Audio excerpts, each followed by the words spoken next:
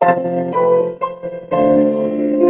on the Six Screens Telenetwork, earning the reputation of giving all the right ingredients, uninhibited, and exposing the hard, cold facts about the Watchtower Society.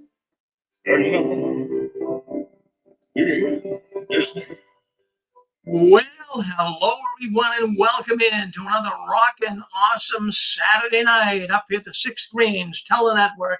My name is Rick Farron. I'm coming to you from the apostate capital of the world, otherwise known as the hub of the universe, right up here in Boston, Massachusetts. And I'm so glad to see so many people coming in already. Now, this program is entitled Watchtower Insider. Barbara Anderson Tells All. Barbara will not be coming on tonight, and I'll tell you why. But we do have a pasta babe, Linda James. She'll be filling in for Barbara. Pasta babe, of course, is out of California. But I talked with Barbara today, and Barbara Anderson has really got a plate full. Her husband, Joe, came down with serious dementia, and he was put into a nursing home because it was very, very difficult for him to even function.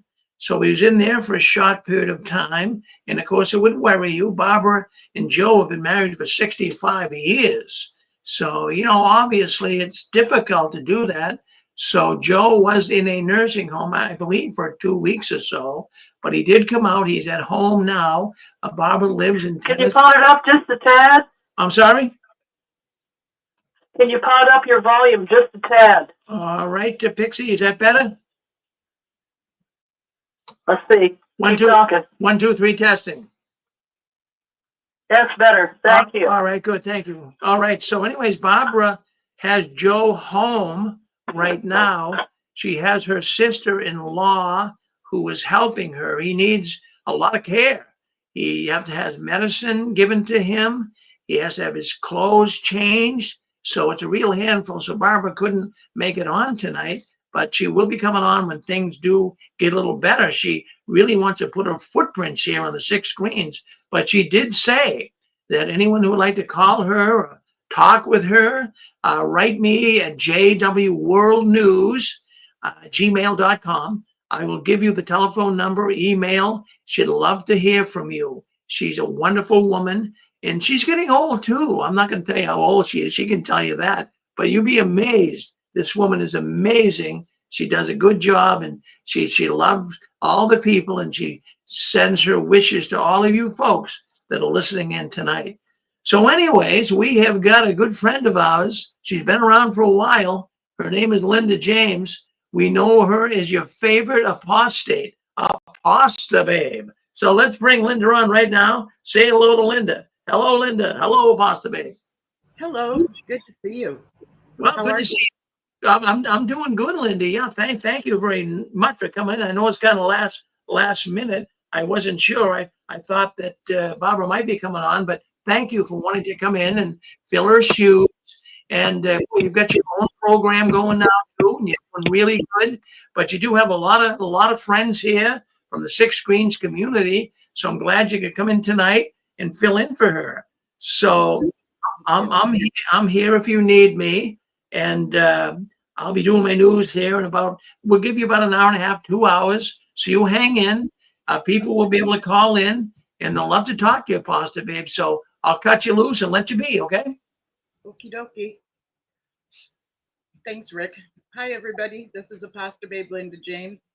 I got a phone call from Rick an hour or so ago, and asked me if I wanted to fill in for Barbara Anderson, and so I'm quite honored, And Barbara's very efficient, and when she does anything, she's one of those that dots every I, crosses every T. So it makes sense to me during this transition time, or just when her schedule is going a bit differently, that she wants to be all focused in on what's going on with her husband. So that makes perfect sense. So yeah, you're in our thoughts. You're in our thoughts, Miss Barbara. And Dave, you called me earlier. Sorry I didn't get back to you, but I will. And congratulations.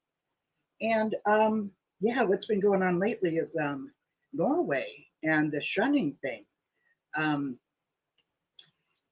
we've been watching these lawyers literally lie, lie, lie. Like you can see the smoke coming out of their pants because their pants is on fire because they're just lying. Liar, liar, pants on fire. It's just so, it's so blatantly obvious that they're lying, and it it's very hard to watch. You know, I grew up in this organization, and I was taught from a very, very young age that we represent Jehovah and therefore Jehovah's organization, and we speak the truth. And the fact that these people that, you know, are on the side of the organization is stating that they do not shun and that it is something that the families themselves use their own use to shun it on their own is just bizarre. Says the says the host has unmuted me. Have I been muted all this time? No, you haven't. You're all set now, Linda. What I wanted to say, you can hear me. Can we get your volume up a little bit? Can you turn it up on your setting? Let's see. I have I have all my volume. Let me do media and call is up. That looks good. So maybe All I right. can get closer. Count to 5. See if you can get that up a little bit. Yep. 1, 2, 3, 4, 5. That's it. That seems a little better. That's good, I believe, Linda. Thank you.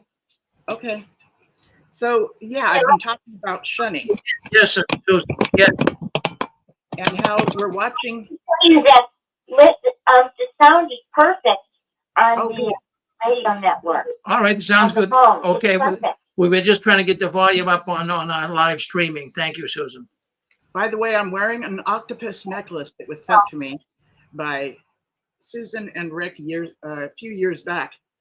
And the octopus, of course, represents the tentacles of the Watchtower. But it's real classy looking. I don't know if you can see it. It's real classy looking. And so yeah, that's why I'm wearing this because it has to do with 6 screens. So it's been very fascinating watching the lawyers and such, or whatever position, whatever they're being called. I don't know what they're being called over there. Sometimes they have different names for lawyers, but watching them lie when we've been taught to not be ashamed and to speak the truth has been very hard to watch happen. But you know, bottom line is they wouldn't be denying it if there wasn't something wrong with it, right? If shunning, meaning mandatory shunning from this organization, being told to the followers that this is exactly what Jehovah wants you to do to those that have been removed, you know, what they're not they're not stating that. But yet they kind of do. So we're hearing double speak. We're hearing no, we don't shun, which is what they did a couple of more times ago, right? Um, then they chose. I know I'm backing up here, but let's remember something. They had the gall to sue Norway. It's like, really? That was very, you know,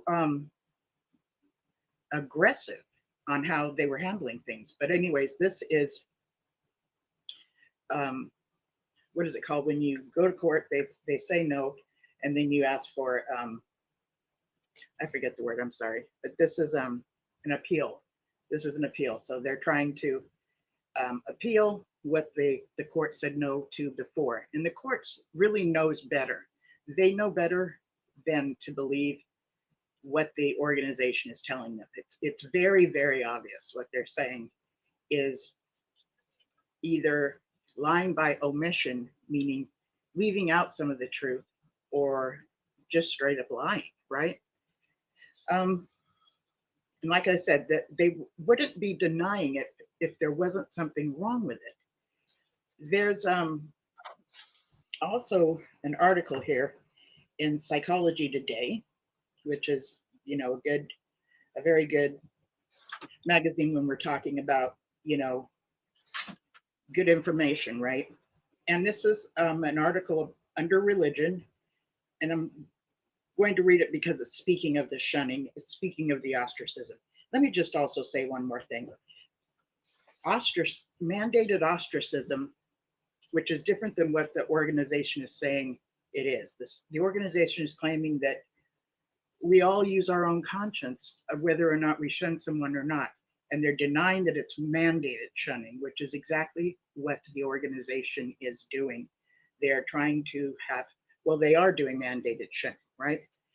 We all know that if we do not shun this mandated shunning, we ourselves will be disfellowshipped ourselves, right?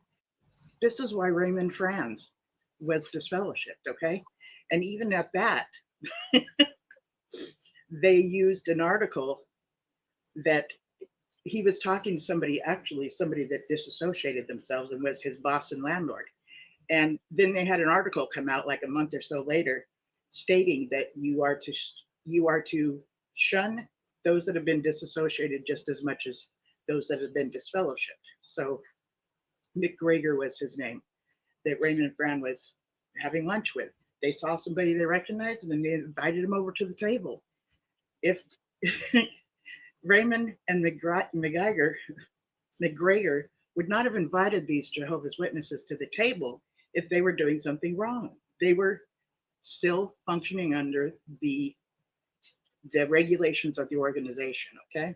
Well, that either it was a couple of people, they ended up getting the information back to headquarters. Headquarters tried to disfellowship him for that. And the article that came out didn't come out before that event of them having lunch together. The article came out like a few months after that stated that we treat those that are disassociated the same as we treat those that are disfellowshipped, meaning that we shun them. There was actually a time where only disfellowshipped people were shunned and not those that chose to disassociate themselves, okay? So back to today.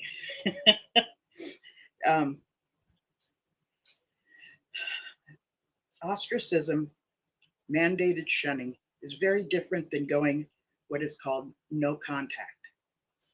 No contact is what someone does if they realize they're in a toxic situation or in a toxic relationship with someone or a group, right? So they themselves will remove themselves away from what they see as being toxic, okay? That's very different than being part of a group and knowing that once somebody announces at the pulpit that so and so is no longer one of Jehovah's Witnesses, that gives you everyone that's a follower code that we now have to shun them. Okay. Number 8 of 8 criteria to totalism by Robert J. Lipton is dispensation of existence, meaning you don't even deserve to exist. Okay. Robert J. Lipton has 8 criteria to totalism, and that's one of the techniques and tactics of actually, this is from him doing homework on prisoners of war. The things that they did to prisoners of war, also, those techniques and tactics are also used within high control, high demand groups that we often hear about as being described as destructive cults. You know, any group of people literally is a cult, okay, because the root word of cult comes from the word culture. And the fact is we all need community.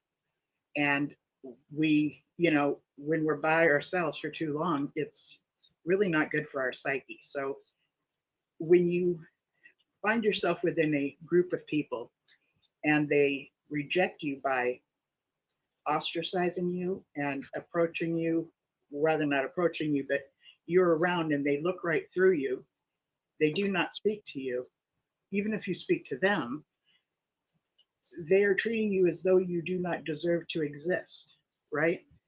Which also the Watchtower indoctrination is that we are dead in the eyes of Jehovah if we're disfellowshipped or if we choose to disassociate ourselves.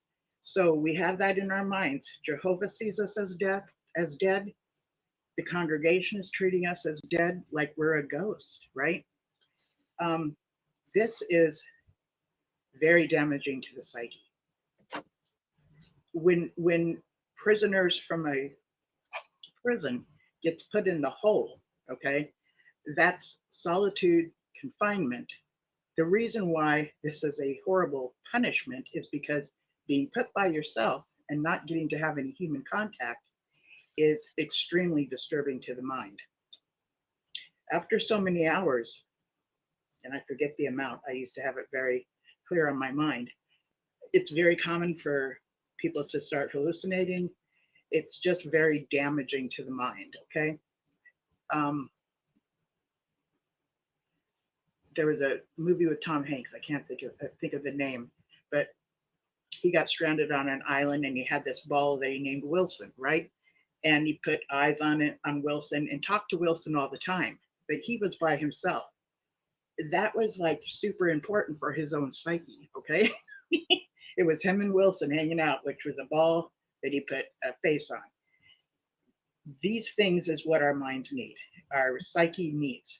And again, if we find ourselves in a toxic situation, we're not punishing them by ostracizing them. Rather, we're going no contact, which means we are removing ourselves from the situation. So maybe it's a club, maybe it's a bowling club, and the bowling leader has made this group very cult-like, okay?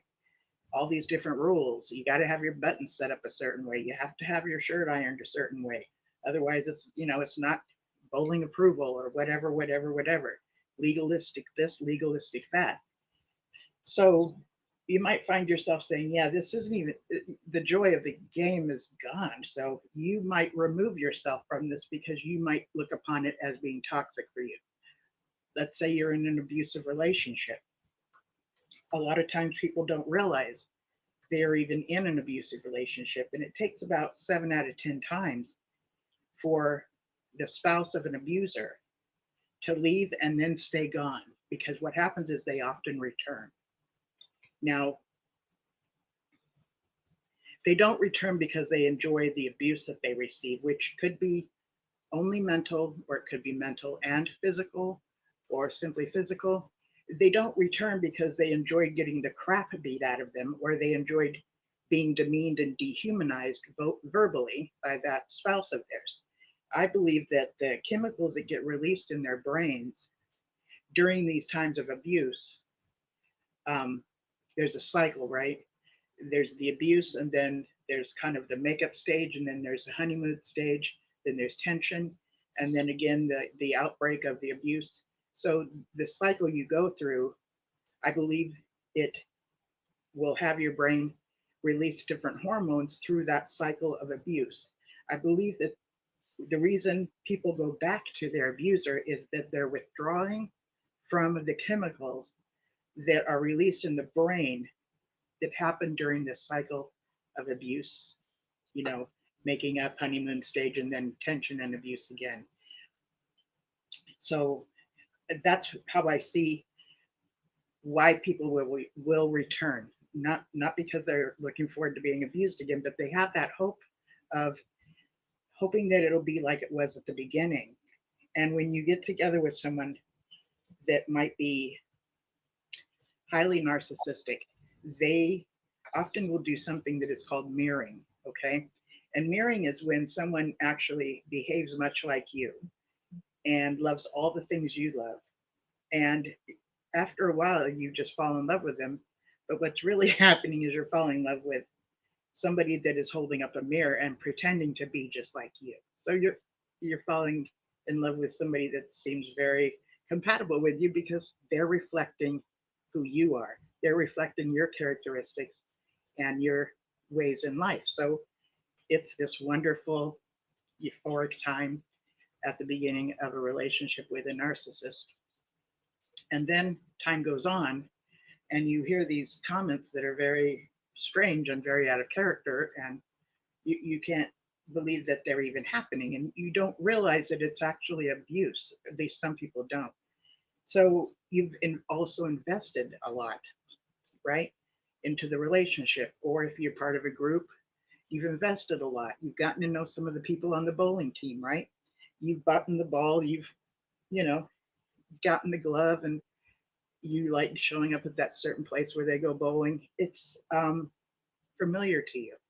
So it's very common to often go back to an abusive situation, whether it's a bowling team, a one-on-one cult, and it can be a religious cult or even a political cult. Okay. Um, what makes it destructive is the high demand, the way that the leadership of the group demands so much of the followers, okay, or the group, and you end up having no more time for your family or your friends that you had when you first signed up for this or first decided hanging out with these people, right? And after a while, you realize you've been isolated, okay, which is very strange. And it's pretty much the only information you're getting is from the bowling leader or from the abusive spouse, you know, or from the leadership of the religion you're involved with, or the leadership of the political group you're involved with, which also has other people involved with them that um, promote that same message, you know, under them. So um, when you kind of pull away and think to yourself, this isn't working, they'll often send out what are called flying monkeys, very much like the Wizard of Oz. So they send these people to nudge you to get back in touch with them. So they think that they're not able to reach you again. They can tell that you're trying to leave. But when they sent out those flying monkeys, the flying monkeys are using the terminology that you're used to, especially the stuff that you really liked when you first got together with this group, stuff that you agreed with. And it tends to want to pull you back and to get back with the group. Okay. They'll say things like, look, there's nothing out there for you. This is your place. This is your tribe. We are your family. That's the main one that you're going to hear. We are your family. And bottom line, a cult of any sort, whether it's a one-on-one, spousal, parent, child, it could be someone in a profession abusing their position of power, and a client or patient. It's an abuse of power and control, and you become dependent upon them, and you become less independent. So they become the one that has all the power because you're the one that have just become more and more dependent of them. You've kind of turned your back on your family and friends because of all the stuff that they've told you is super necessary, very important. You know, a lot of times it's called a cause, it's going to save the world. But the bottom line is the purpose of a destructive cult or a dangerous cult is to tear apart your family and replace it with the cult. Okay? We're your family now. That's the bottom line goal. It's not so much the doctrines that you believe or the whole group believes or the ideology of how you're supposed to bowl or, you know, how your partner says life is supposed to look in a marriage um, how a professional says what they say to manipulate you and use their power and authority over you. It's about them replacing your family, your biological family. Okay? Some of us have came from a very toxic family to begin with. So when we finally get the hell out of there, which we can't wait to do, we often find ourselves drawn towards toxic people. This is totally normal. Totally normal. We find ourselves in abusive relationships. We find ourselves easily in a dangerous cult, okay? Because it's familiar and it feels like home. That is also why people do what is called cult hopping. So when we leave a destructive, high controlled, high demand group like the organization of Jehovah's Witnesses, it's not uncommon for us to go and be drawn towards another group that is a destructive cult as well. This is not uncommon. But what's going to happen is if we educate ourselves on narcissism, the character and the characteristics and tactics of a narcissist or a malignant narcissist, we'll recognize it sooner than we did last time, and we'll get up and leave again. So the more times you do that, which is expected and understandable, the more times you're going to leave, and it'll be a shorter time each time. Okay, so don't get in the mode of, holy crap, I had this happen again. It was just part of how you've been conditioned, part of how, well, I should say we've been conditioned, and it felt like home. So if we grew up in a cult, plus our home was very cult-like as well, we're probably attracted to abusive relationships of all kinds, okay? And it takes a while to realize that's even going on. So back to the shunning thing. If we realize we're in an abusive, toxic situation, we can leave it. That's called going no contact. Or you can do what is called gray rock, which when the abuser is trying to talk to you or whatever, you just give them super simple answers without elaborating. Yep, nope, okay, sure. And you don't let whatever they're saying give you a rise. So if they say things that normally would give you a rise, if you consciously make a point of not biting the bait that they're giving you and getting upset about it, you're no fun anymore. Okay, you're no fun anymore. I used to hate it when I was a kid, being told the reason they're picking on you is because your reaction. I could not understand it. Today I do. They dig getting a reaction, and like malignant narcissism, being a sociopath or psychopath, I don't remember which one, but they literally get joy from your pain, from your distress. So, these are a few things that are the dynamics of what we've gone through within this organization. And shunning, mandated shunning, is for the purpose of punishment. When it's done on a follower, it's for the purpose of punishment, and it is public shaming. Okay. Jim Jones with People's Temple, within Jonestown, and before they flew to Guyana, used public shaming a lot within his group. He would even have people, he would call people up to the pulpit, talk to them about something they found out that they broke a rule or something, and talk down to them and get their family members to come up and beat on them. Okay, so it was not only the public shaming of having to be in front of your congregation, okay, or group of followers that are about a certain cause, then their family members. Jim Jones didn't do the beating himself. He had the family members beat on him or them, okay? So that's a form of public shaming is what I'm talking about.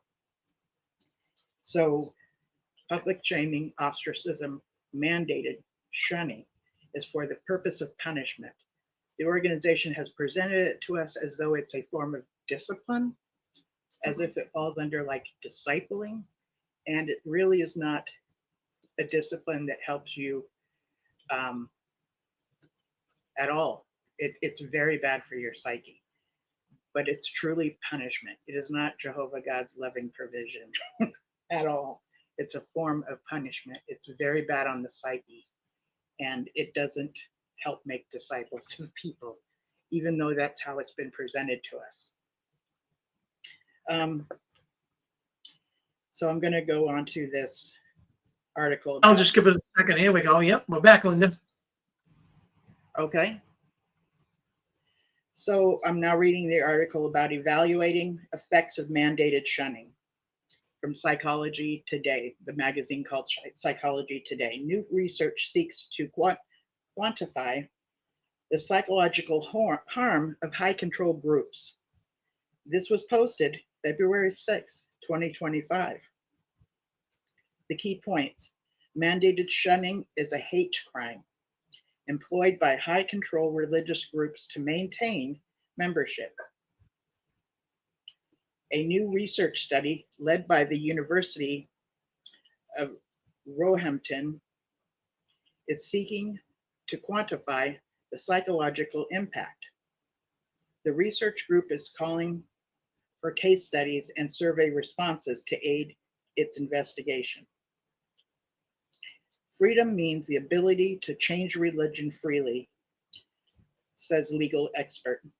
But in reality, the moment I leave, I lose everything. My elderly parents, my siblings, my uncles, and every friend I ever known. People I have helped, people I have been through struggles with, people I have trusted with my life. They will abandon me. The moment I walk away, my entire life will be erased. That's the experience of Maditu, a former member of Jehovah's Witnesses who experienced the sect's SECT''S strategic approach to shunning as their method of retaining control,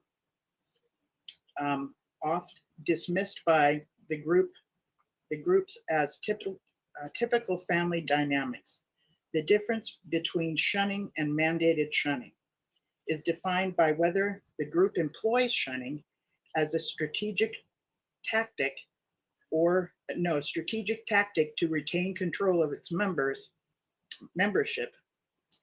Maditu's experience was harrowing, but he is certainly not alone. A significant proportion of established religious and political groups employ mandated shunning to retain control. For the first time, an academic research study is seeking to quantify the actual harm caused by the practice, gathering stories and interviews from individuals with a view of shaping the future of global legislation and thereby protecting future generations. A founded partnership between Open Minds Foundation and the University of, I don't know if I'm saying it right, Roehampton, London, is embarking on a study of harmful effects of mandated shunning over the next 3 years. Focused mostly closely on high control religious groups, the research will employ both quantitative and quantitative methods to provide a comprehensive analysis of the impact of mandated shunning. Let me just step away from this. So in Norway, some of the previous Jehovah's Witnesses have gotten to take the stand and actually tell their experiences, okay? So the courtroom got to hear these things. So when these lawyers are saying, yes, it's just something they choose to do because that's what their conscience has led them to do, it is really a lie. And by the way, you probably all heard that they took down that video about the daughter being shunned by her mother. The mother gets a phone call while she's doing dishes, and she looks over at her husband. She sees that it's her daughter calling and then sets the phone back down and continues doing her dishes. And that's an example of the mandated shunning that they are supposed to do. Okay, back to the article. Defining mandated shunning. The act of shunning is to persistently ignore, avoid, or reject something, creating social and or emotional distance. Psychologically, it is considered social or mental rejection, but despite its impact, the practice is typically considered to be a normal part of social dynamics. Individuals avoiding other individuals they don't like, siblings taking umbrage with each other's behavior, friends parting ways over a major disagreement, and they are right. Are you trying to get my attention, Rick? No? I think we got someone. Did someone want to? We get someone on the phone line. We're just gonna have to have them stop here for a second. Hold on, Linda. Okay, someone unmuted themselves. Go ahead, continue. Then we'll open the phone lines up in a while. Yep. Okay, I'm almost done, and then we can open up for calls. I'm totally good with that. Friends parting ways over major disagreements, and they are right. While uncomfortable and potentially damaging, shunning is a natural reality, albeit a typical and mature one. The problem arises when shunning becomes mandated. Mandated shunning is a practice commonly employed and always denied by high control groups as a method of retaining control of their membership. The very threat of total isolation from everyone and everything you hold dear creates a barrier to exist from the group, and is significant enough to prevent many individuals from leaving. This method is enforcing social ostracism for any member of the group deemed to be non-conforming or disobedient, is giving rise to a worrying wave of psychological harm. This is what the research project seeks to investigate. Pioneering an investigation. Despite the obvious psychological and social impact, only recently has mandated shunning arisen as an area of study, and one which has the potential to change the legal position forever. A wave of recent court cases have likened mandated shunning to a hate crime. The gains are being made in challenging these groups, but individual cases are not enough. Yet to drive systematic legal change, so it is hoped that this research will provide the necessary evidence to highlight the need for legal changes across the globe. The primary objective of the study is to evaluate whether mandated shunning and coercive control practices constitute a violation of human rights. The research aims to identify specific elements that would be classified as criminal offenses, including crimes against humanity, but extending the existing body of literature. This study will offer robust evidence to inform policies and legislation to tackle this form of abuse, protect those who leave high control groups, and provide adequate support for victims, employing both qualitative and quantitative methods for comparison analysis. Initially, interviews will be used to establish a baseline understanding the problem. The study will work to document the prevalence of mental health issues such as PTSD, anxiety, depression, self-harm, and suicidal ideation among the individuals who have experienced shunning. Additionally, it will explore the correlations between those experiencing and those experiences and the specific mental health outcomes, as well as demographic influences on these impacts. The research will focus on 6 high control groups known for practicing mandated shunning, including Jehovah's Witnesses, Scientologists, ultra-Orthodox Jews, exclusive brethren, the Amish, and I can't hardly pronounce the other one, Baha'i, which is spelled Bahai. Testimonies from former members of these groups will provide valuable data for the study. This group is now calling for individuals to take the survey or to tell their story as a contribution to this critical body of work. And then there is a link here, stop mandated shunning. If you look up stop mandated shunning I believe it's .com, it might be .org, you'll find out more about this too from the source that's doing this. So this is part of the Open Minds Foundation, which is dedicated to undermining the effects of coercive control through critical thinking, education, and training. So yeah, this is kind of exciting because there's going to be research done, and like this beginning of this article, it talked about, you know, what freedom is. It means the ability to change your religion freely, which within the organization of Jehovah's Witnesses, that's a disfellowshipping offense.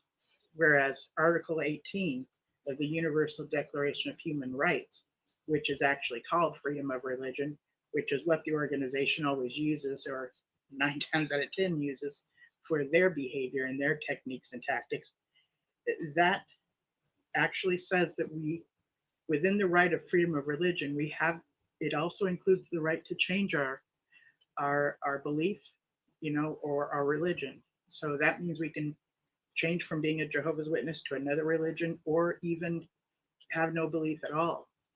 The organization denies that for their followers.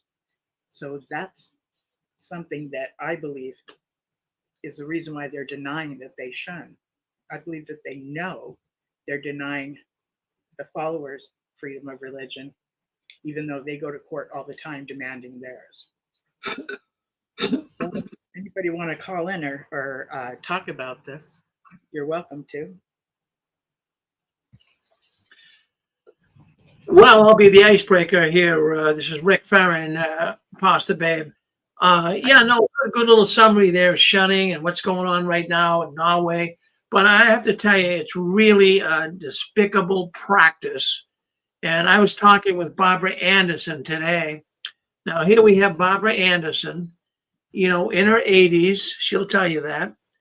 And she has a husband that's 90 years old, suffering from dementia. And you know, they are having some serious issues going on in their life right now. But at the same time, she has a son. They only had one child, a son. I'm not sure how old he is, but he's got to be in his 40s, probably close to 50 or above that. But anyways, he will not have anything to do with Barbara and Joe Anderson. He's the son. He's a strict, loyal Jehovah's Witness. But I was talking to Barbara today, and I was thinking, now, with your husband, the way he is, severe dementia, Barbara's really working hard trying to take care of him. Wouldn't that be something if her son walked in the house and said, "Hi, Mom, hi, Dad"? That would be so rewarding in a healthy sense for Joe and Barbara both right now. What a terrible, evil thing to have a son, a daughter, a relative, a good friend not even talk to you in time of need just because you no longer want to be part of that religion. That's terrible, Linda. It really is. It really, really is. And it's an example of the organization replacing your family with them. That's the main goal of a destructive and damaging culture or cult. 606, you're on with us. Go ahead, 606. Hello, this is Kurt. Hello, Pastor Babe and Rick. Yeah. Hi, Kurt. How you doing? Yeah. It's good to see you and hear you, Pastor Babe. I'm glad you're doing good. Thank you. And my apologies. I think you know what I mean. Sure. We'll talk about it some other time. But it's good that you're on tonight, and I think you've done a real good job with the discussion about shunning. Shunning in the family in particular is very tragic in the Watchtower. Very tragic. Been talked about on 6 screens, and for good reason. But it's good to see you and hear you, and I just wanted to tell you that, okay? Okay, thank you. Good to hear from you. Okay, you too. So I'm gonna go back to mute and so other people can speak with you. Thank you. Bye bye. Okay. Bye. Okay, Linda. Hi. How are you? Linda. So Stefan, how are you tonight? Pretty good. What's on your mind, Stefan? Okay. Well, first of all, I want to thank you for filling in. So it's nice to see such a friendly face. And you could have been doing many other things. So we appreciate your time here. What you're talking about is so dead on. And I know you're kind of counting this in terms of Norway. But I think about this, and I keep this in the back of my mind all the time. There's two things that I've learned since I woke up. The one is, in my opinion, if you leave JW for any reason other than doctrinal reasons, I'm not so sure you've really left. Secondly, once you leave, you have got to take time to learn about cults. If you do not take time to learn about cults, just as you said earlier, you could actually find yourself right back in another.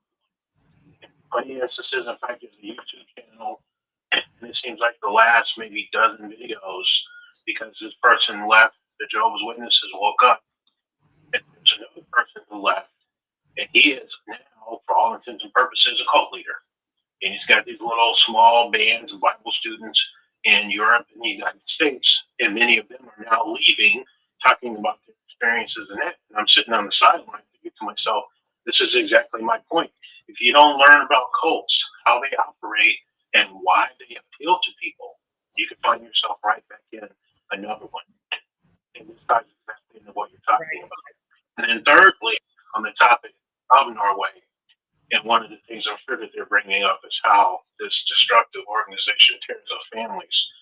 There was a YouTube channel that I watch regularly, and he was talking about how this older brother lost his wife in death, and he would not attend her funeral, his own wife's funeral, because I'm assuming it was either in a Kingdom Hall or a funeral parlor. I was thinking to myself, how brainwashed and indoctrinated do you have to be to not go to your own wife's funeral because it was either in a church or in a funeral parlor or whatever? And I'm sure he was proud of it and probably went and told the congregation about how he was loyal to Jehovah, didn't even go to his own wife's funeral because it was in a church. So it's really a shame how brainwashed and crazy people can get in these cults. But, we see it every day. But in any event, thank you so much for what you're doing right now. We appreciate it. I totally agree with what you're saying. Thank you, Stefan. Thank you. Yeah. I agree with you too. Yeah. Thank you, James. Does anybody else have anything on their minds? What are your thoughts about the term hate crime? Pixie, how you doing? Hi, Pixie. Good to hear your voice. You did a fine job. That's a deep subject, and you covered it beautifully. Thank you. I have a little tidbit about how they controlled us within the Kingdom Hall. Now, Huxley said in a 1966 letter, frighten them with hell and relieve that with heaven. And I heard a podcast last week that was not from ex-witnesses. It was about the mind. And they noted that if you had a lot of terror, like an Armageddon scenario, and then they give you something else, like when they show us a zoo of the afterlife, that this contrast actually destroys our rational thinking ability.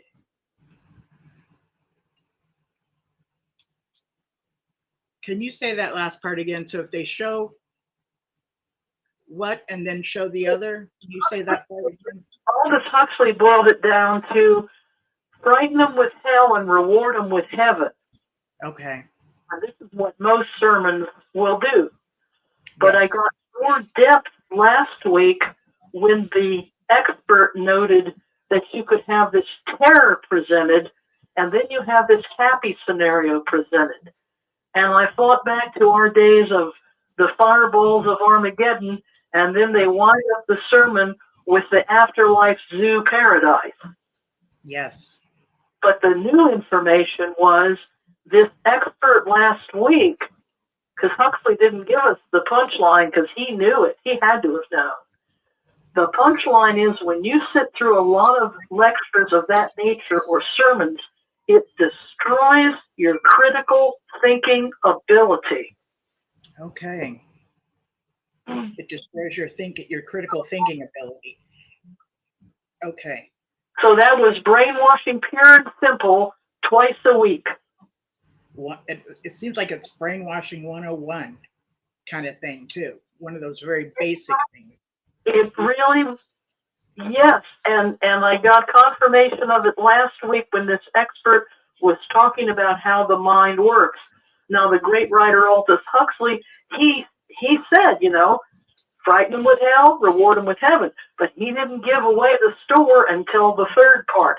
He knew that was effective, and he knew how effective it was.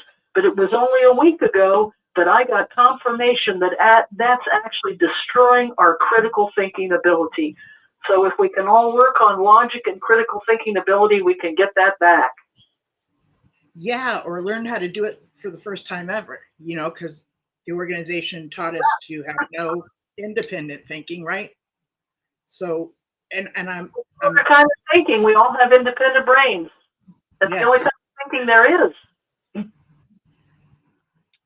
Enjoyed it so much. Hope to hear more from you. Thank you. Thank you. Yeah. So, it reminds me of what Pixie was just talking about. If you are in some store somewhere and all of a sudden the fire alarm goes off, the room's filling up with black smoke, it doesn't matter who shows up, but if they're in a uniform, okay, or just something that says the name of the store, and they say, this way, we need to go this way, because they're in a uniform, we assume they are a person of authority, okay? And we will, in that state of actual fear, without stopping to think logical if we should follow this person's directions or not, we will just automatically follow them.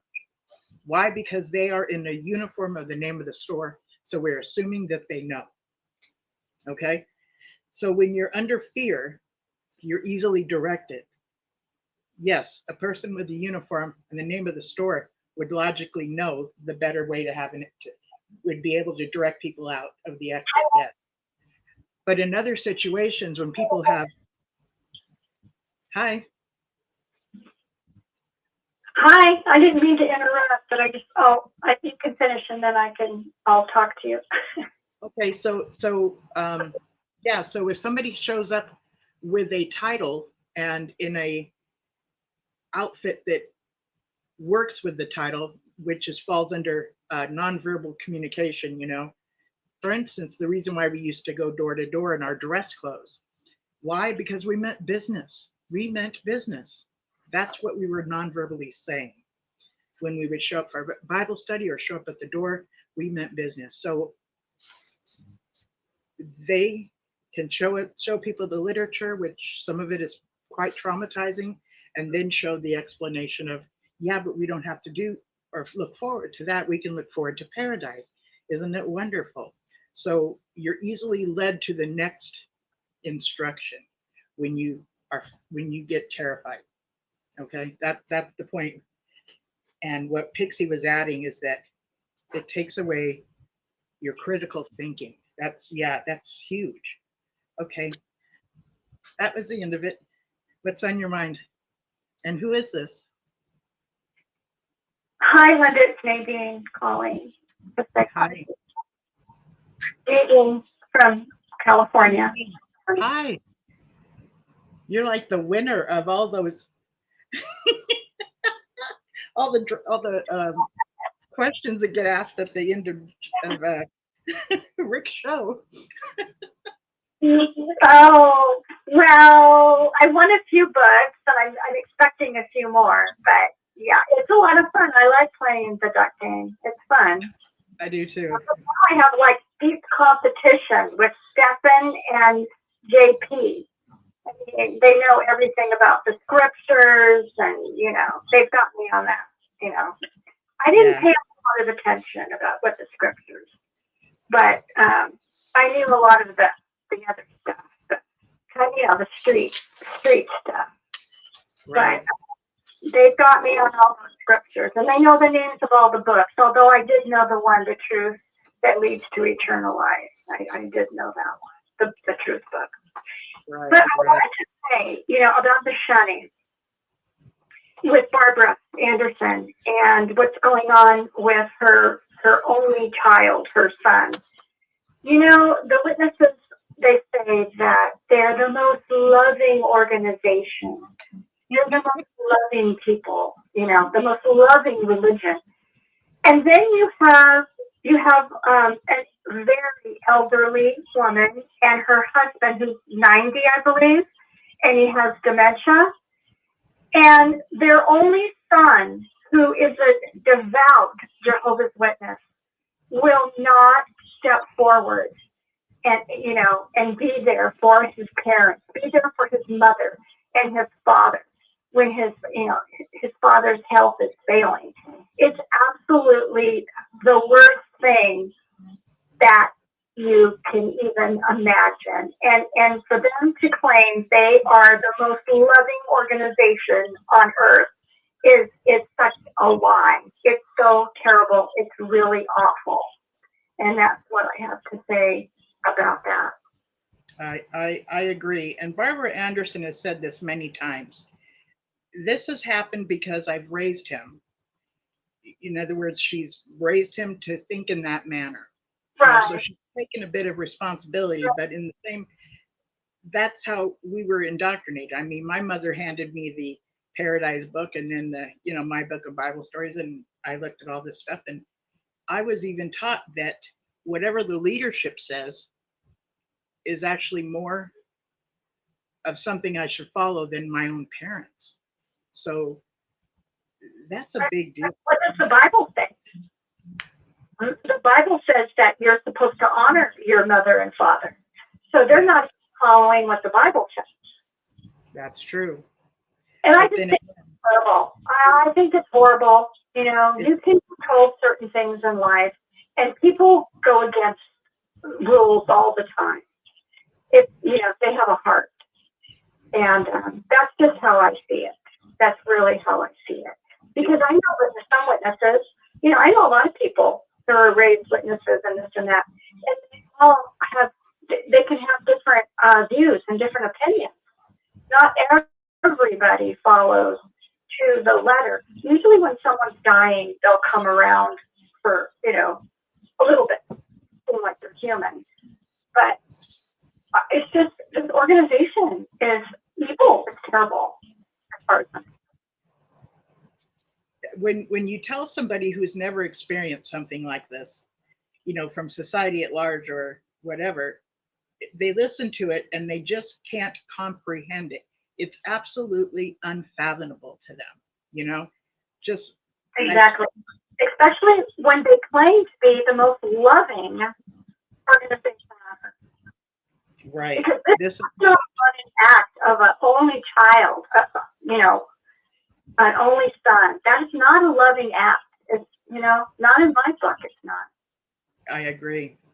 And it's so fascinating how the organization places shunning as Jehovah's loving provision, when in actuality, shunning is in fact a form of punishment, Right, and now they're trying to step all around it so they can get their money from these countries. And yes, that's what you're saying. My apostate son, Wally from JW Thoughts, did a video about a month and a half ago, and he was talking about the possibility of this could be a reputation thing too. Like they don't want the reputation of them being abusive to their followers or them having a bad reputation. That is such a big deal within this organization. And he brought up they already have billions, right? So maybe it's probably both, but I hadn't thought about the reputation portion. We have to act this way, we have to act that way, because we don't want to bring reproach upon Jehovah, which means reproach upon the organization. Yeah. Right.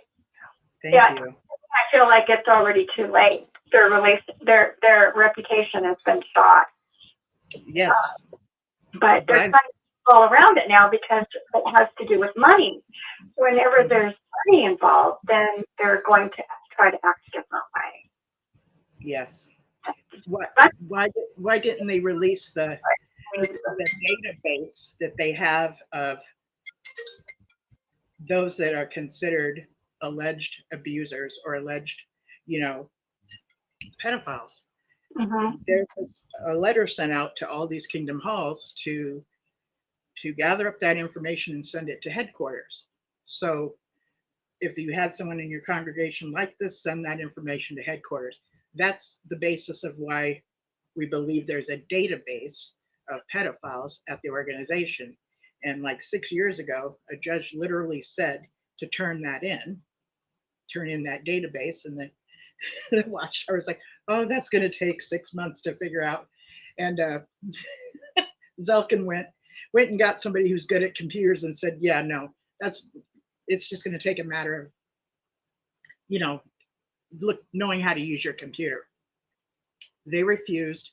Right. For I don't know how long. They were penalized a good amount of money, and I don't remember exactly what.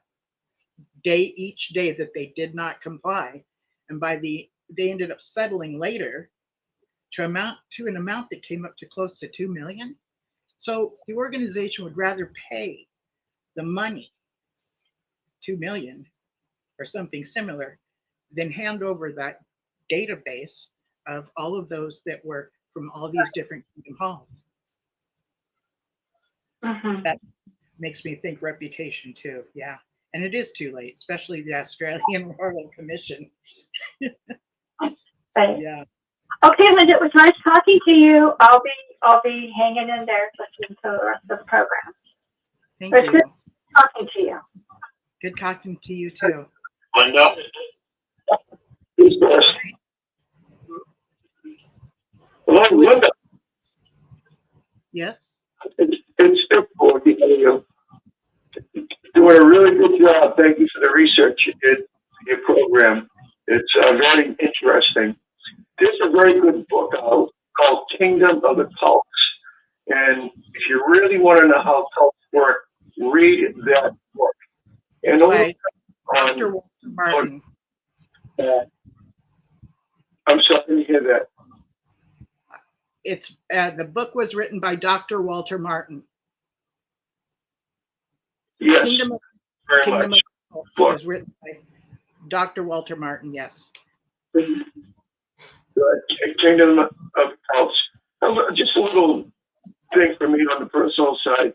My parents were both Catholic, and they were very strong in the Catholic religion. My father was Knights of Columbus, and mother was an assistant choir director. My father's best friend was a priest, and one of my mother's sisters went in the convent.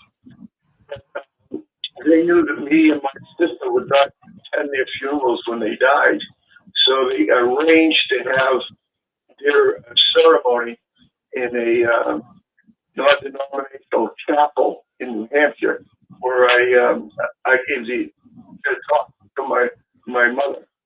So it affects people that aren't even in the Jehovah's Witnesses. They have to adjust their life because if I would have went to the Catholic Church for the ceremony, I would have been disfellowshipped for just walking into the Catholic Church. Thank you, Linda. Good job. Thank you for bringing that up, Borgie. Yeah, I can remember being, 16, and a friend of mine had died, and a few people from school catched a ride from my father and mother and myself, and we show up at the church, and here my mother, my father, myself, I believe my sister was here, sat in the car while my friends from school get out of the car and go in and watch and attend this funeral at a church. Later on at the graveside, I did get to be there, but Oh my God, that was just so unfortunate. And to hear Borgie talk about his parents setting it all up so that it worked with how the organization allows us to do things. This is high control for sure. Anyone else have anything to say? Hi, Linda. It's Fran. Hi, Fran. Hello. Hi. Hi. Yeah.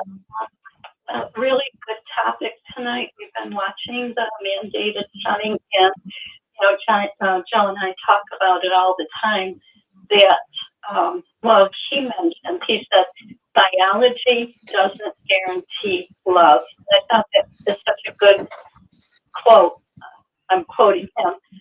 Just because there are children, and just because there are parents, brothers, sisters, doesn't automatically mean that they're going to love us. And the ones that are going to love are going to, the ones that are loving are going to love. The ones that need a reason, they need a reason not to talk to us. They're glad not to talk to us. And we hear so many stories, so many of different ones that are being shunned. And we always say, Dick mentioned his parents were Catholic and our parents were Catholic. And when we left the Catholic Church, they did not shun us. And our sisters did not shun us, but as soon as you become a Jehovah's Witness, and if you question or you leave, automatically you're going to get shunned. Yes, and the way it's set up within the Jehovah's Witness organization is, even if your heart and intuition is compelled to still be in touch with those that are disfellowshipped, that are family members or friends, the consequences are death. Straight up death. The consequences are you will die in Armageddon. Why? Because you will get disfellowshipped. So I believe there's a lot of people that, even though their heart and mind is compelled to be in touch with their families and friends, that the coercion, that undue influence of if they do, they will die, is what keeps that separation. Mm-hmm. Yeah. Just on a personal note, Wednesday, Joe and I were at our local Walmart, and we were just going down the aisle, and Joe said to me, he said, "Go that way," and I didn't know what he meant, but I had just out of my mouth just before that I said, "Oh, we haven't seen any witnesses lately," because sometimes we'll run into them. They'll either avoid us or whatever.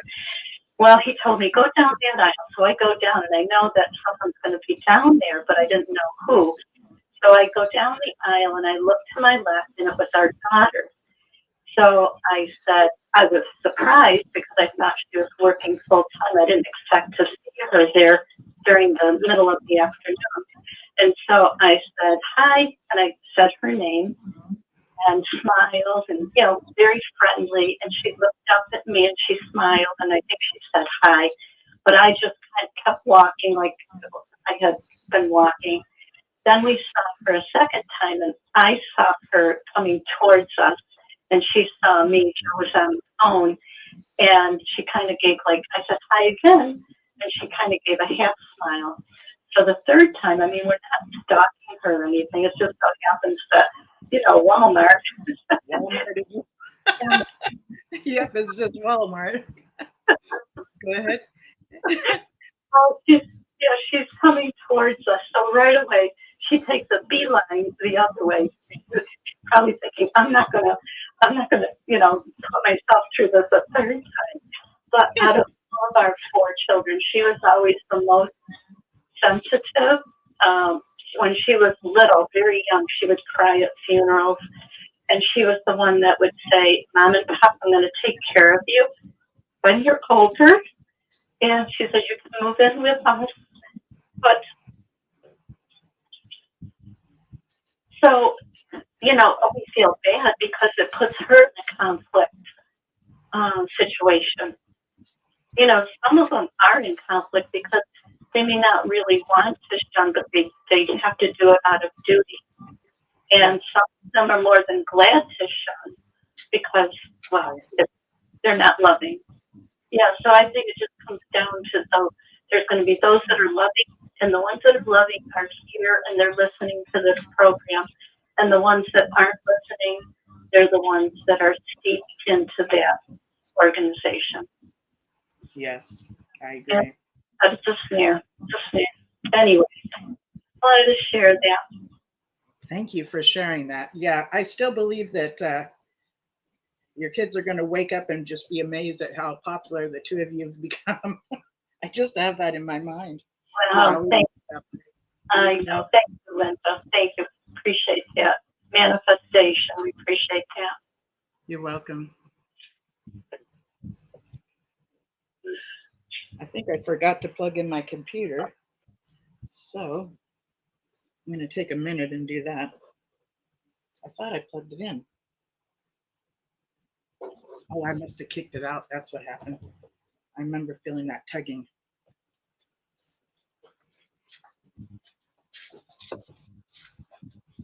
Anybody else have anything on your mind? I'm listening. Hey, Linda. Hi.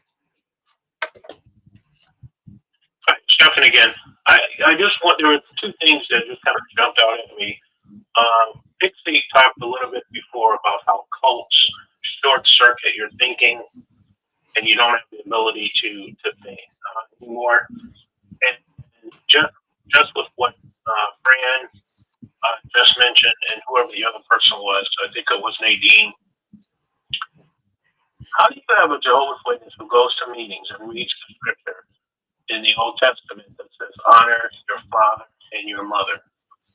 And now your father who raised you put food in your stomach, clothes on your back. He's in a nursing home and he's in need of assistance. You don't go, you don't give of yourself on any level, and then you'll sit your behind, for lack of a better word, only because Rick is listening. I really want to say. And you'll sit there and pat yourself on the back for being a good Christian when you're ignoring the very thing that the scriptures say.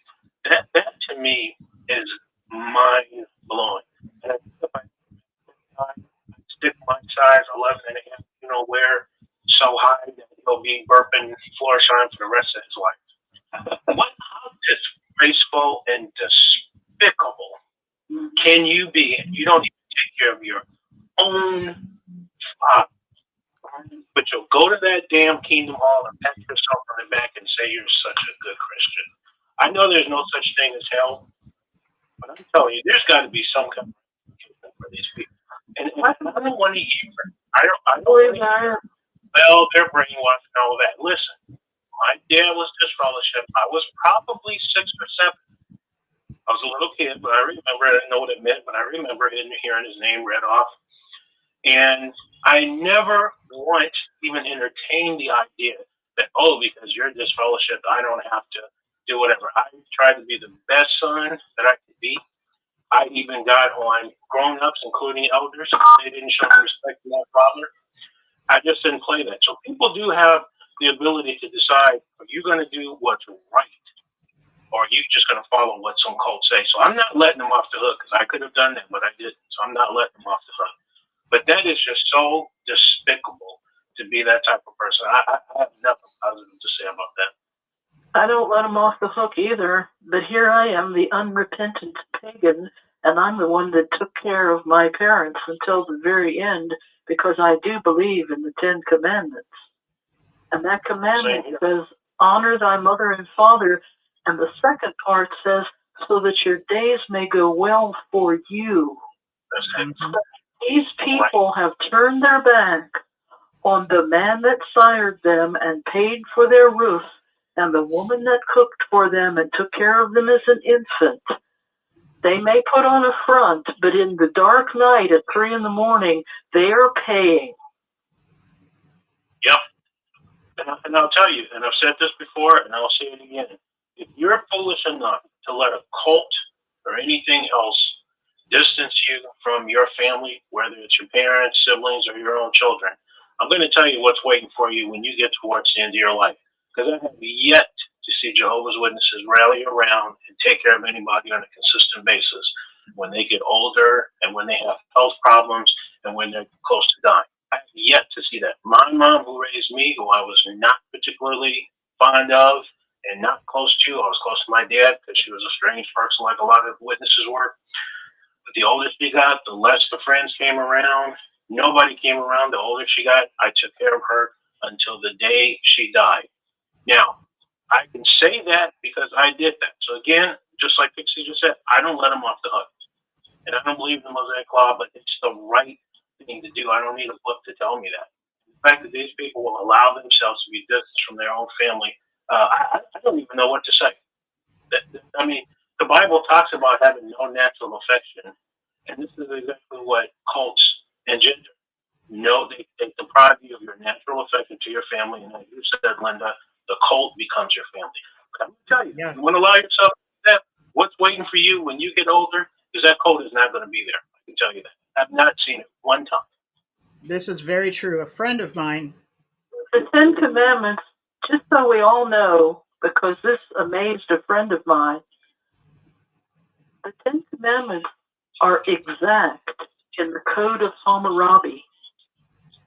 So they predate Judaism, they predate religion.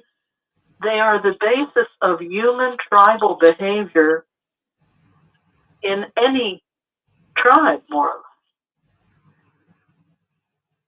Correct. Absolutely. Hey, Linda. Yeah, Please, let me welcome. I just wanted to share something real quick. A friend of mine had a neighbor who is a Jehovah's Witness, and of course, this neighbor was elderly, had no family coming around. She's like, wait a minute. So she texts me. She's like, how does this work? You know, do they gather around her and put, she's assuming they're going to show up and assist her, right? No, they didn't. So she decided that they were in a trailer park. She'd put together a whole little system to take care of this neighbor friend of hers, not the Jehovah's Witnesses. And right about the time when she died, this neighbor friend of hers, an elder showed up and her son showed up, and one of the elders tried to witness to her, and she shut him down right away. She was like not having it, because I ended up texting her back explaining this is how they see things. It was incomprehensible to her, but I'm really glad to hear that she just stepped up to the occasion. She had a neighbor and she loved her neighbor. Go ahead. Linda, just a quick thought. Honor thy father and mother is the fifth commandment, the top five. And who's the Watchtower to come in and tell children of disfellowship parents not to talk to them? Because that's what I deal with. It's absolutely horrible. I mean, this is an organization that's been around since 1879. 10 Commandments go back, 3,000 years. And they think that the Watchtower doctrine of disfellowshipping has more precedence than the 10 Commandments that Moses brought down from the mountains. It's absolutely unbelievable, but that's the way people think. Thank you, Linda. Sure. And keep in mind that the indoctrination of the organization is, if you've left the organization, you've gone and joined the devil. So there's a lot of fear involved in associating with someone who's left the organization and gone and joined the devil, and the consequence is your death. There's a lot of mind fuckery, okay, that goes on in the head that interrupts their natural affection, okay? The organization is very clever, and this is very strategic. I believe if these things were not there, that these people would be able to associate with, these friends and family that have been disfellowshipped, or vice versa. Those that get disfellowshipped, their family and friends who are still in the organization would still fellowship with them. This is not an ordinary thing, okay? It's unordinary. Let's go back to the bowling team. If you're on a bowling team and you decide, this just isn't my gig, I'm going to leave it now. Maybe it was toxic or whatever, and you leave the group. What's not common is for the the bowling leader person to say, none of you guys better associate with that person that just left. If you do, you're breaking your loyalty to me. Okay, that's what the organization is doing. You're breaking your loyalty, they say, to Jehovah, but in actuality, it's your loyalty to the organization. If somebody wants to learn about cults, just learn about what a narcissist does. Learn the characteristics and tactics of a narcissist. Just start Googling it. That's what cult leaders and cults are just like that. Go ahead. Hello, Linda. Yes. Hi, dear. This is Constance. I can see you on YouTube. You look so pretty tonight. Love your lipstick. Your makeup looks great. Thank you. You're welcome. Can you hear me okay? I can, yes. Okay. I was going to say, with regards to this, a few years back, we had a gal. I haven't seen or heard from her for many years here on Experience of the Watchtower. It was Linda Lawton Fisher. And anyway, we were friends when I lived in California. Anyway, the point I'm trying to make is that she had she was living in an apartment complex, and right across from her was an elderly woman. And, Linda was the type of person that, she would just help her. She didn't care. I mean, she didn't care who she was. She was just there to help this elderly woman. And then she found out this elderly woman had been a Jehovah's Witness at one point in her life, or was currently, but she was pretty much like, sort of faded, sort of in and out of going to the meetings, but she was elderly. She was like in her 80s. I remember meeting her, and this elderly woman was all by herself. Her husband had passed away. She had been married to a fireman. If you know anybody, I had 4 brothers. 2 of them were retired firemen, and they do very, very well. I'm not sure where this woman's husband had been working, but it was his career. So, he did very well. And she was financially in pretty good shape. Well, the point behind this whole story is, Linda was making meals and just helping her and running around doing errands and all that, for free, just out of love. And then found out that this woman, just call her Joan, for example. So Joan was telling Linda, she said, there's some sisters in my congregation, and she said, they're helping me and they're running errands and doing all this sort of stuff. And Linda had inquired. She says, well, are they charging you, or are they doing it for free? She says, oh no, they're charging me. And found out they were elderettes. They were elders. The elderettes. Okay. A bunch of vultures to this woman, Joan, who was a widow, and they were charging $25 an hour just to take her to the doctor, just to go grocery shopping. They were just ringing up the bill. I remember Linda told me this. She said because they knew that this sister Joan had money. Well, they were actually financially abusing her. Now, when it comes to elderly people, there's some real no-nos and there's some real felonies. And one of them is if you abuse an elderly person financially, or physically, or sexually, or, financially. And they were doing this financially. The thing is, they didn't know that Linda had been an ex-JW. And I just love it because Linda turned them in. Linda had a contact with an attorney, and she explained the whole situation. And I don't know how it all turned out, but I'm glad she was there to protect this elderly woman named Joan. So my point is that, you have these JWs that, seem like they're just, so loving to help this elderly sister who's a widow, when the bottom line is they're just looking out for themselves financially. And it was a felony, and I'm glad Linda was there to be able to protect her. It was really neat. So thank you so much. Thank you for that story. Yeah, Linda is she's very educated. She knows her stuff, and she does have a heart like that. Anytime I see her, I always say, "This is the Linda I want to grow up and become." Linda Lilton. But what she does is she kind of comes in and visits for a little bit and takes a break from the community. So every so often I'll see her, and it's always very nice to see her. And to hear what you just said, Constance, sounds just like her. That sounds exactly what she would do. Yes. Oh yeah, absolutely. And you know, honey, when she had spoken to the attorney, to be a lady attorney, which I thought was awesome. Hold on. Let me just guess. Are you talking about, because it could have been any religious group, right? She said, they might be disturbing to me, Linda. It sounds like they might be Jehovah's Witnesses. She said, oh, yeah, I'm totally familiar with them. It's not the first, second, third time I've had complaints.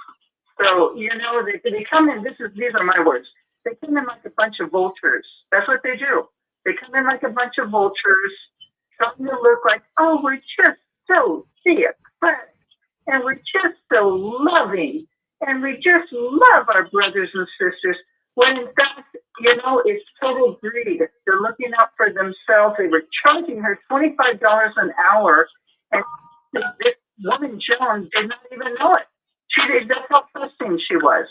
And when Linda found out, she blew the cover on it. So I just love it. Thank you, Linda. They probably wanted her house too. I was just thinking about you, Miss Pixie. Tell us all about it, girl. Tell us all about it. Anything you could get. They used to charge me too, and when the sister wanted to charge me for sitting at the nursing home on the one day that I slept in about 10 years, yeah. I said, no. I said, you're a Christian. I said, that was a ministerial visit. And I have to say, the best used book you can get yourself a copy of Black's Law Dictionary. You don't need the $50 one that's reprinted every year. You can get an $8 used one. And when I put that Black's Law Dictionary in the credenza when they come in, to the hallway, they looked at that Black's Law Dictionary. Even after my sweetie, who was an attorney, was gone, I just kept that Black's Law Dictionary just like the Bible sitting right there at the front door. They will flee. It's really a law dictionary. It's very good voodoo. Yeah. The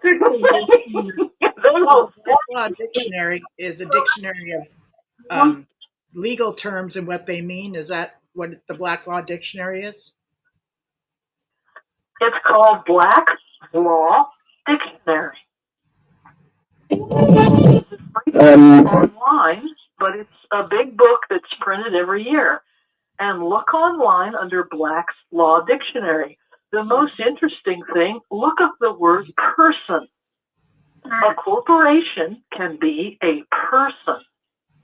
Yes. Okay. The law and other things. So thank you, Pixie. Yes, thank you. Yes. Hi. You were talking about the law dictionary. This is Susan. It's nice to have you on the program again. You're so interesting. Talking about the law, at first, we didn't have law dictionaries, but we had the Bible. And the first few commandments talk about worshiping God and how to worship Him and how to have the Sabbath. Well, the first command, which is after all how to worship God, is to honor your father and your mother. The next command is do not murder. So, by not taking care of your mother and father, that's as serious as murdering. Yeah. But what's different? So, these witnesses think that they're so righteous in all that they do, but they don't really apply what they say they read. Yeah, they How can you honor your father and mother, but you can't murder? But they're right next to each other as far as commandments go. Right. It's very frustrating when you have the time to really think things through, and that's another thing that a high demand, high control cult will do is keep you busy, busy, busy all the time, all the time. They have this to do and that to do and this to do and that to do. And a lot of times different churches, will make sure that there's something for their teenagers to do all week long so they don't have to, be out and hanging out on the streets and stuff. But sometimes that can be also very toxic to where they're in a bubble and they're not learning how to function in society at large, Absolutely. Keeping kids busy, it's good, and I'm glad that certain churches have these different things for the children to do and keep them off the streets, and I think that's wonderful. But Right. to not apply basic tenets of the scripture, I mean, the Big Ten, most people at least know that there are 10 commandments. They might not know what they are, but they might know what murdering is, and to know that to honor your father and mother is right next to murder. Well, think about that. Yeah. Yeah, that's definitely something to. Was there someone else? Yeah, it's Constance calling back. I had taken care of my mom, and I had 4 older brothers, and I went through this personally with my own family, that they were nowhere to be found, and I was the one taking care of my mom, just like what Pixie was saying. And anyway, I'm grateful. I am so grateful I could be there for my mom, because my brothers most likely would have just put her in a nursing home, and my mom would not have survived. She told me that straight up. So it was tough. It wasn't easy. I was running on 4 hours of sleep, and I had to commute, go to Bechtel, San Francisco every day, and it was tough. But I was young, and the thing I just kept thinking about is, I'm grateful that I have my mom, and I'm grateful for everything that she could do, especially after my dad died. She was my rock. She was my mother. She was my mother and my father. So she was my rock. My dad died when I was 13.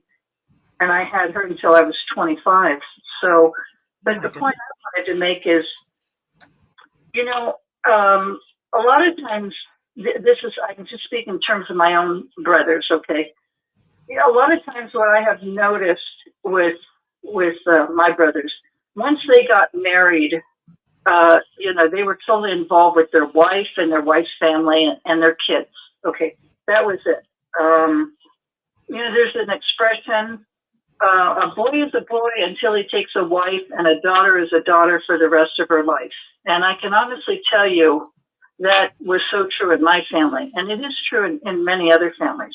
Not all, but many of them. And the point I just wanted to make is, when you're young, and you're just starting off your life, and you're getting married, and you're working, and if you choose to have children, you think it's going to be forever by the time you get to be 60, 70, or if you're fortunate to make it into your 80s. But, time goes by so quickly. It's unbelievable how fast, 10 years can just fly by like nothing. And when you're a witness, oh my gosh, we know how, 1 week, a month, a year, 5 years, 10 years, 15, 20, it just flies by.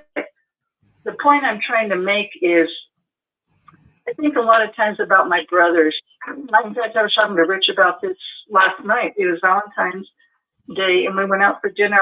And I said, my oldest brother passed away, and he lived to be 87.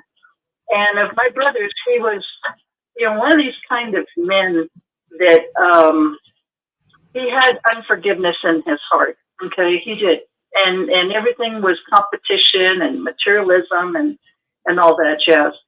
And I said to Rich last night, I said, my brother Jim didn't take any time to come visit my mom when she was in the hospital. I had to call my brother, and he still wouldn't come. And his wife didn't even work, and then she didn't even come. Okay, so that's all family nonsense stuff, but it is what it is. And anyway, and then I was saying to Rich last night, I said, when my brother Jim, I think he most likely had a stroke because heart disease runs on both sides of the family. And when the time came, you know, he was so busy with his life, he didn't have time for my mom and really didn't have time for me. But the most important part of this story is my mom. My mom is the one that brought him in. He was the firstborn. Okay. And, you know, you always think, well, you know, it is what it is. But when you end up getting sick, and I mean chronically sick, you know, he had his wife there, and then, of course, he had his children. You know, I said to Rich last night, I said, I wonder how many times my brother Jim was by himself wondering, my God, is this what it's like when you get older and you have a chronic disease and you're really, your health is really breaking down and deteriorating and there's no return, you know, to improve your life. It's going downhill and your days are numbered and I can see, you know, where this is leading. In my case, in my brother's case, I'm sure he had a stroke because I saw a picture and he was in a wheelchair on Facebook. Okay. You know, you don't ever want to have any of these I shoulda, coulda, woulda moments in life, you know? I don't care who we are. You don't ever want that because you never can get that time back, right? You know, you have a mother and a father. You want to be able to love them, talk to them, give them a big hug and a big kiss, thank them for everything they did, you know, to bring you into the world and raise you. It just pisses me off to see what this cult does to families. I gotta stop because it gets real emotional, you know, when they break families like this. And, you know, I'm sorry, I get emotional, but you know, this is emotional worthy. It really is. Of course, honey. you know, you don't want, you know, Barbara, you know, she's watching her see this and her husband losing his mind, having dementia, Alzheimer's. And, you know, I'm hearing it because their minds melt. They literally melt. That's what happens to somebody with Alzheimer's. Yeah. And, you know, when the time comes, you know, and when he does pass, you know, the son, it's too late. It's all over. You can't go back and say, my God, I wish I could have had, you know, just 5 more minutes with them. I wish I could have had 5 more minutes with them and just said, I'm sorry, Dad, you know. Yeah. And this cult is so evil, Linda. I'm sorry I got emotional, but No, that's my heart goes out. Mourn Anyway, I hear you. You know, there's been a few people that have called in and talked about their experiences and how, as they were growing up, they were, you know, instructed not to be around their fathers or their mothers because of, you know, them not being Jehovah's Witnesses, and their father or mother have passed, and I've heard them talk about, you know, having these regrets that you just mentioned, Constance, and it's a tragedy. And the fact is, this is because of the instructions of what this organization has said to their followers, you know, and to get people to gaslight them to believe that if they're following the directions of this organization, it means they're following the directions of Jehovah is just criminal as far as I'm concerned. It's criminal. Yeah, it is, honey. I hope and I pray. I don't know what's going on with their son. You know, I figure he's somewhere about maybe between 50 and 60 years of age, maybe more like 50 to 55, you know, when you figure their ages. And I just hope, honey, I really hope and pray that he wakes up because, you know, like I say, once somebody is gone, once they pass, that's it. That's right. Say, oh my God, I wish I could only have 5 more minutes. It's over. So I hope he really wakes up and realize, oh, mother and father did to bring him into this world and everything, all the sacrifices that they made as parents, you know, to bring him into this world and to give him the best life that they could. And yet they have these stupid bozos up there that are up in Watchtower who want to be idolized. And God forbid you want to put your family first instead of idolizing and worshiping those governing body members. There is no family first within the Watchtower. The real sad thing. It's Watchtower first, aka Jehovah first. That's how it's presented to us. Yeah. Yeah. Hello. Hi, how you doing? Yeah, I'm good. Yeah, yeah. What she's talking about is exactly right. I mean, I got to where I wouldn't celebrate holidays with my parents. They weren't witnesses. They were good people, and birthdays, holidays, rest of my family, and you can't go back and get that time. No, that's gone. Well, my parents are long gone now, but I'm talking back.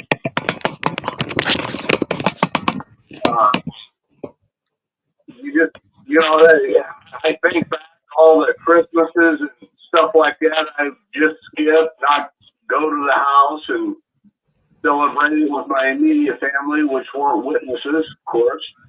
But it's like what Stephen Hassan said. That's one of the biggest things the cult does is isolate you from other people that aren't within the cult. So yes, and I'm convinced that it's terrible. It really is. Even though the organization has presented holidays as having pagan roots, anytime I hear these reasons from the organization, I'm like, okay, that's what they said, but what's really going on here? And in my opinion, the idea of not celebrating holidays could possibly be for isolation, because those are the times that you get to have with your family and friends.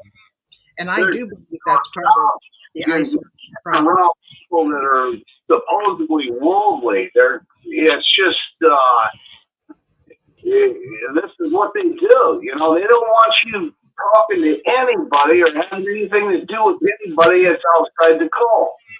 Yep. Because they don't want to lose you. They don't want to lose some kind of income or something they may inherit someday in the future if you die. And that's how they work. They're nasty. It's a nasty, vicious cult. But it is. Watchtower. The isolation process is extremely important to an abuser, because if they can be the only voice, they are like filtering what's really going on in reality. They're filtering it to be the reality they want to present to you, which is, of course, associated with a lot of fear and shame. And, if you associate with these people, it's going to erode your faith. And gosh, if your faith gets eroded, then, you could be disfellowshipped. It affects your spiritual relationship with Jehovah. Think about, I keep thinking about, there's a book or something, keeping yourself in God's love or keeping yourself in Jehovah's love. The God of, I know we're not supposed to get religious, but they really put it on the person to make sure that the relationship is going, is happening and healthy, when in actuality, the whole thing about the gospel is that God did everything right to make sure you got to have a relationship with Jehovah, not the people did everything right to make sure they could have a relationship with Jehovah, which is what a high demand, high control group will teach their followers, that you need to do all these things. It's a works orientated thing, when in actuality, the true gospel is all about everything God did right to have a reconciliation of a relationship, Hey, Linda, hi. Who is this?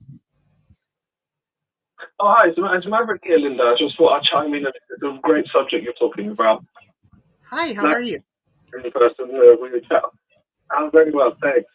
I was thinking of a question that, they talk about who controlled our minds as witnesses when we were. I remember saying, "Oh, no one's controlling my mind. I'm a free thinker. I think for myself." In the cult, and that's a challenge to anyone listening here tonight who's still a witness, who may have the courage to come and listen. This is a challenge to say, who is actually controlling your mind? If you say that you have control of your mind,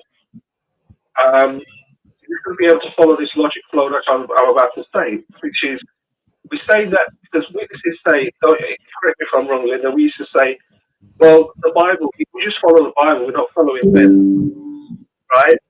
So we don't follow the organization. They're just figureheads. They're just controlling and organizing the structure and witnessing work, right? Okay. That's the reasoning we use. But the challenge is when Watchtower changes a policy and a ruling, or like the shunning principle, if they just say, okay, shunning is finished, we're not shunning anymore, everybody will start to talk to their relatives naturally. So is it the Bible that's controlling that the witness's mindset, or the rules and the regulations?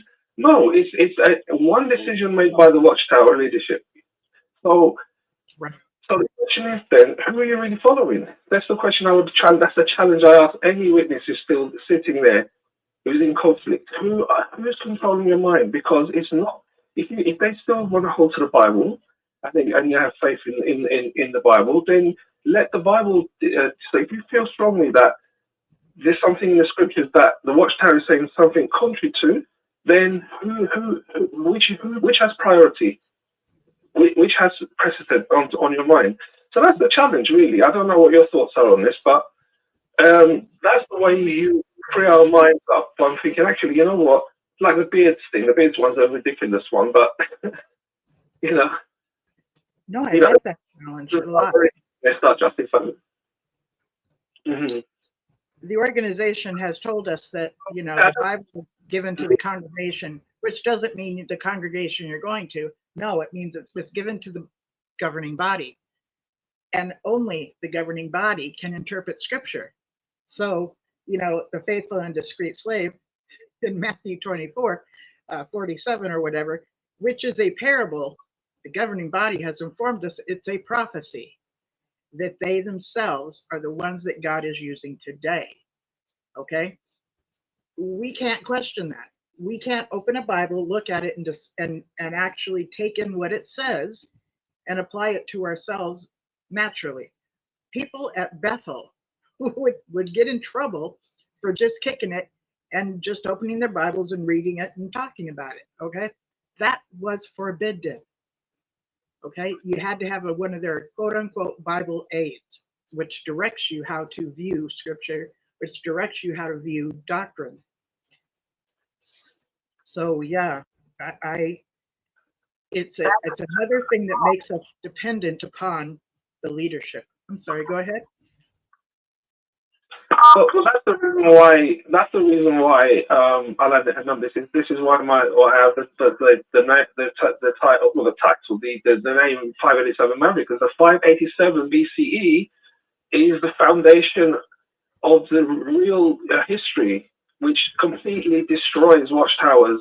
I know we're not going to go into chronology, is a deep thing on the Saturday night, but it really does. If people had the patience to just try and understand that they don't have a mandate to tell anybody anything, it's just pure fabrication for them to be saying that they have this mandate, invisible mandate from God.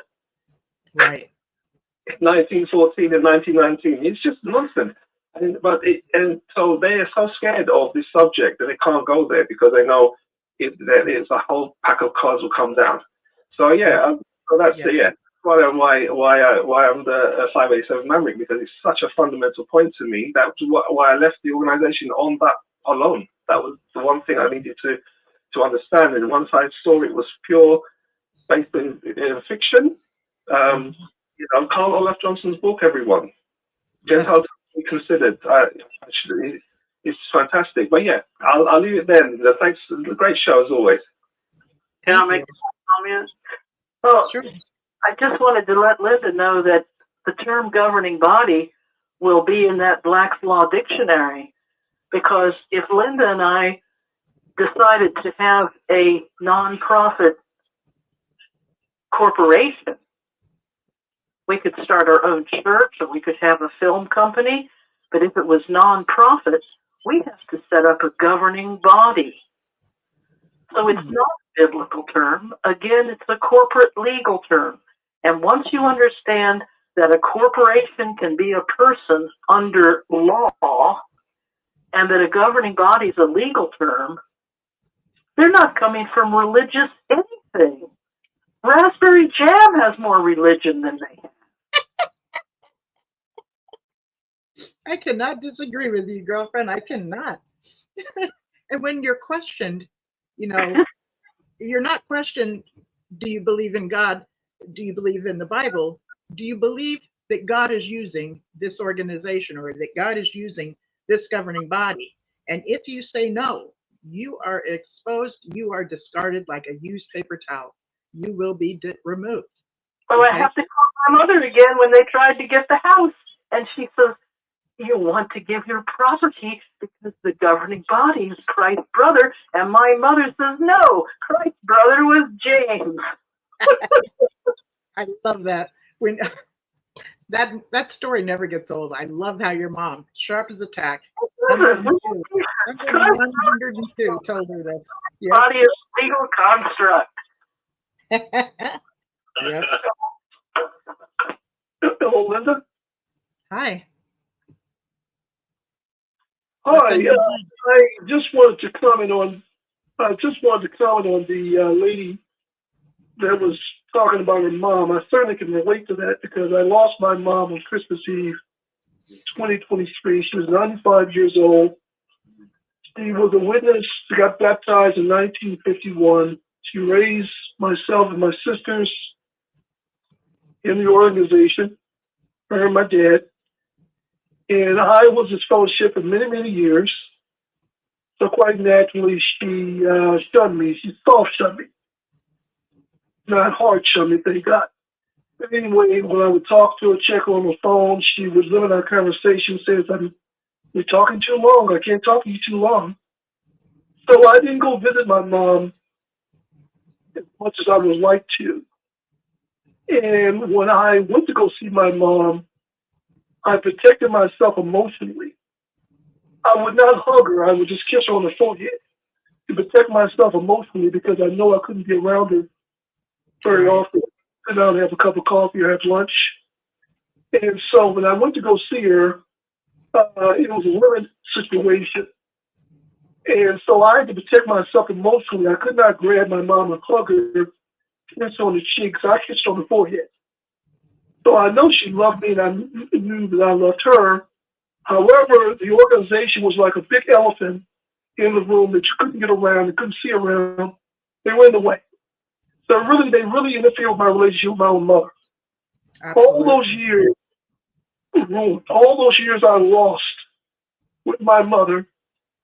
And it's very, very resentful.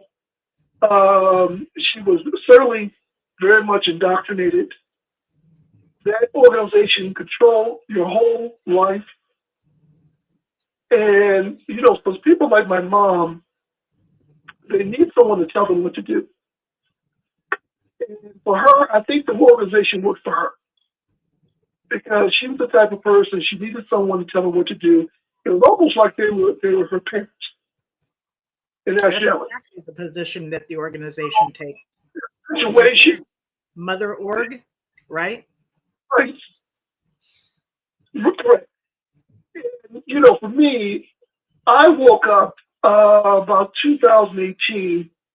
Even though I was in fellowship for many, many years, I was contemplating coming back, simply to come back until I did my research and found out this is not true. So I told my mom, I said, Mom, this is not true. So she said, don't call me. She said, don't come and see me. She said, nobody in the family is going to talk to you. So, of course, I felt bad about it. But I called her, a couple of months after that. And I said, Mom, I know you don't want to talk to me, but I want to tell you something. And so she really did not hard shun me, thank God. She soft shunned me. So we carried on like we always carried on. I would call and check on her. So I was thankful that she didn't hard shun me, but she still soft shunned me. The main point I'm making is they interfere with my relationship with my mother. And, that's the thing that's so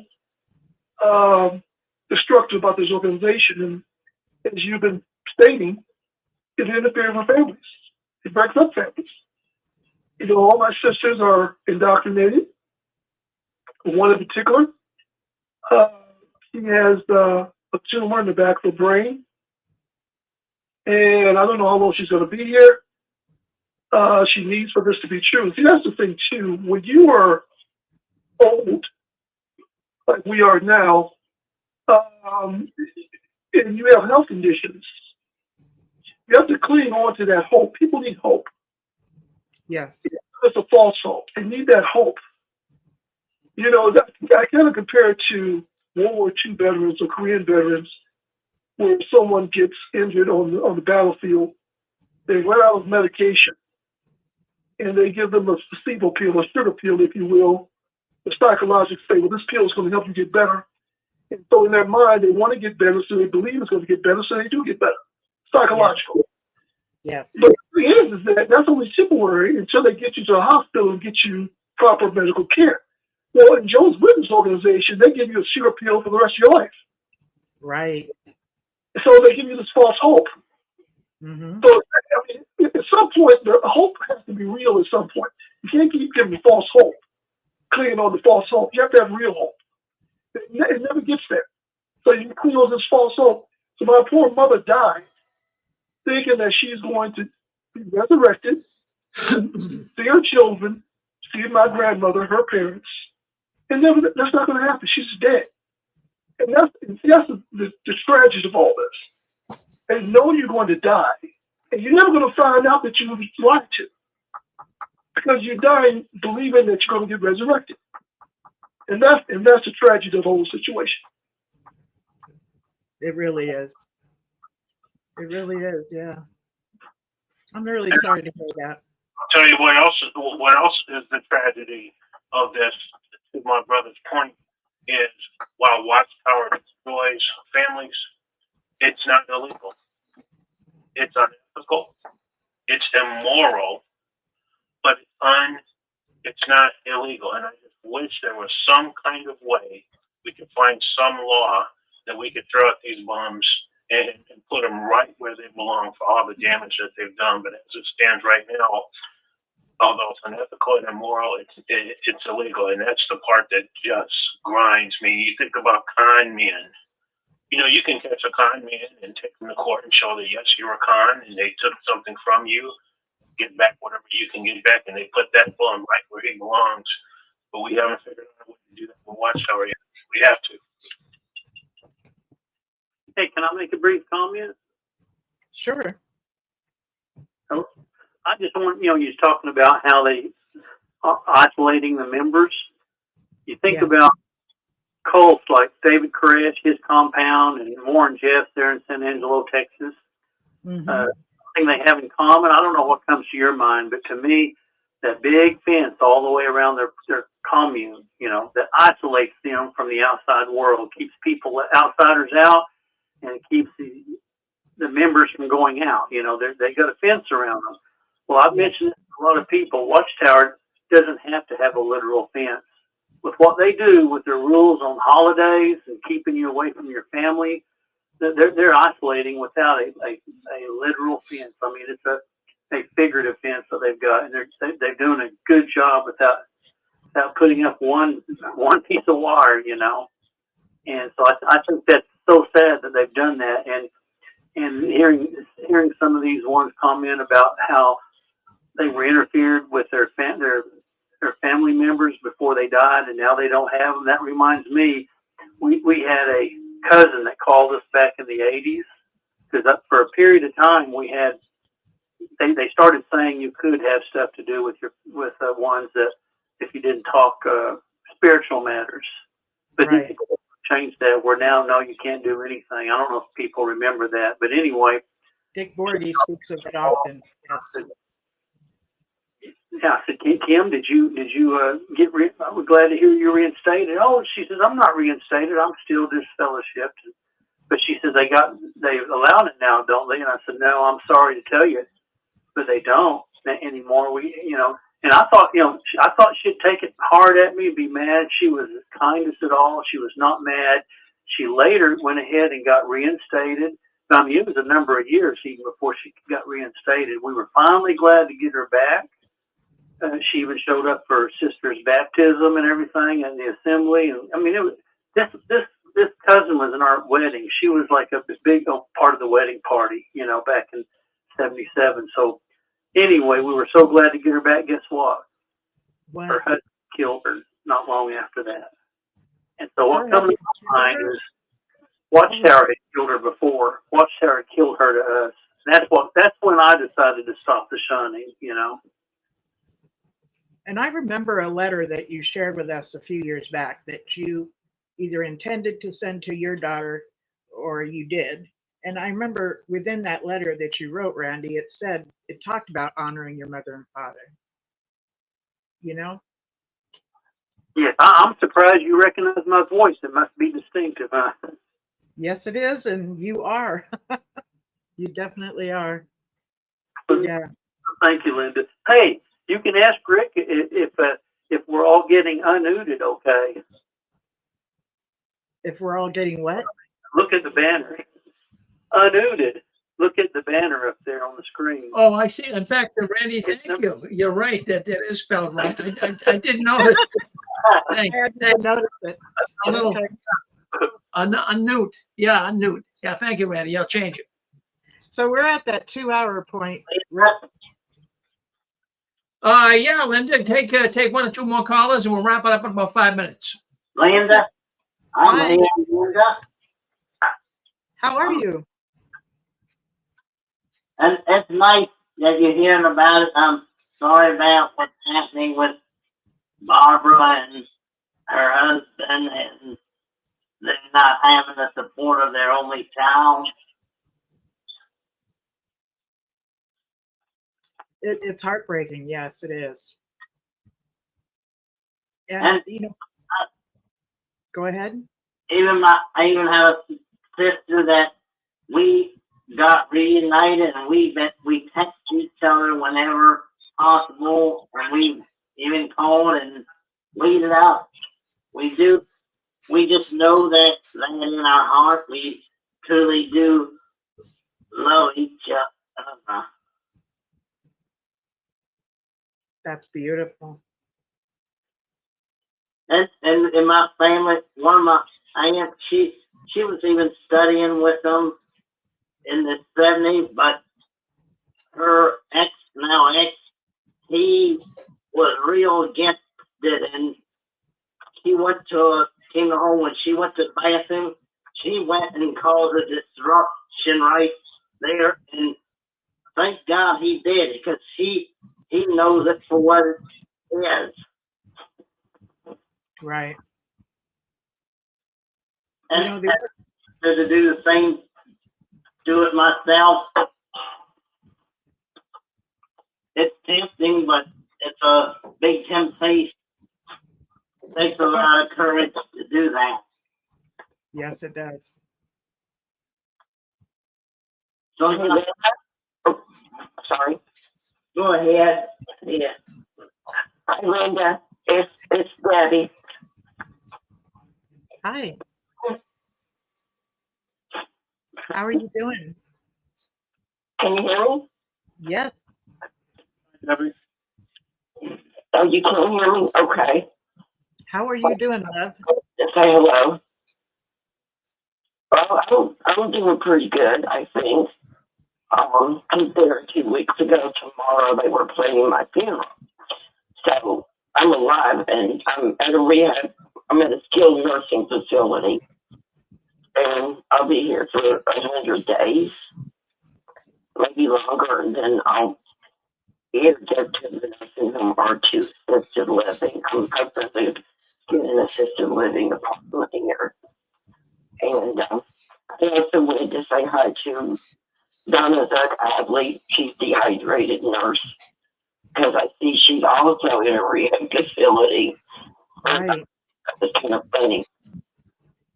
But it was at the same time, because I've been sick since October, but then things just got deadly a couple of weeks ago. But I'm pretty good.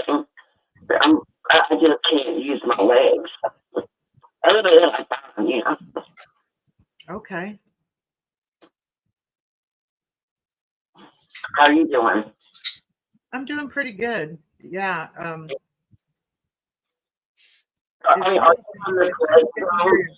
Because a lot of people were concerned about you, and you know, a lot of people love you. And when you check in and tell us how you're doing, it's really soothing to my soul, at least.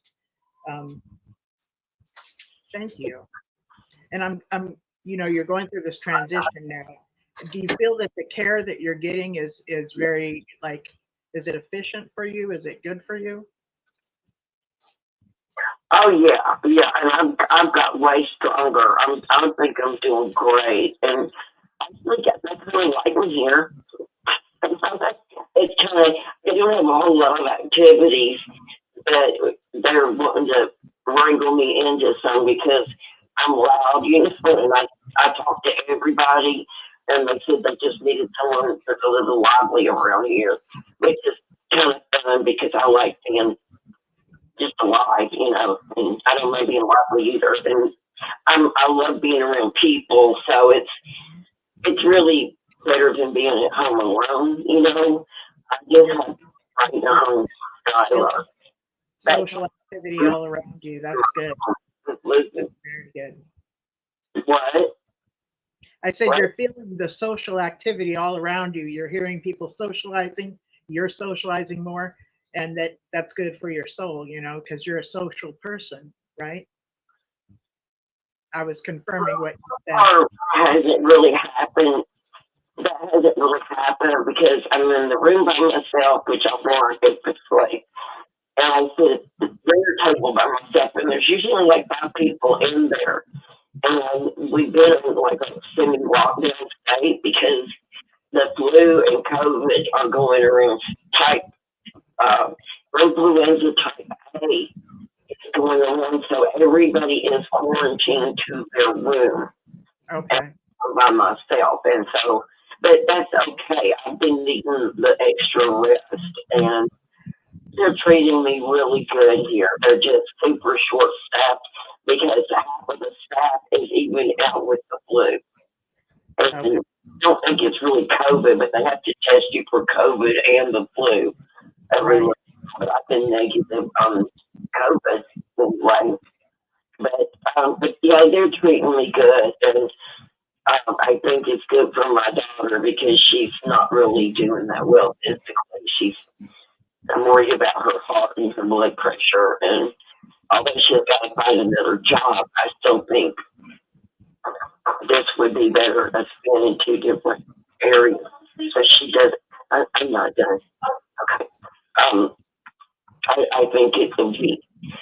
I want her to have a job at home, at her home. So she's applying for some online jobs, and I just everybody has good vibes so that, you know, she can get a good job and one with health insurance and sick pay because she doesn't have that and she really needs it. And she's been really good for me. She's really stood up for me in the hospital. Her medical power of attorney took over because I didn't even speak for 2 days. And you know, if I'm not talking, something's wrong with me. Bad. Something's really wrong if Debbie can't talk. Right. What? I said something's really wrong if you're not speaking. You're out of sorts, right? That's the point you were making. Yeah. Right. Yeah. I just let everybody knows if Debbie stops talking, take her to the hospital because he's bad, really bad. Exactly. I remember not talking, except when I had my tonsils out when I was a kid.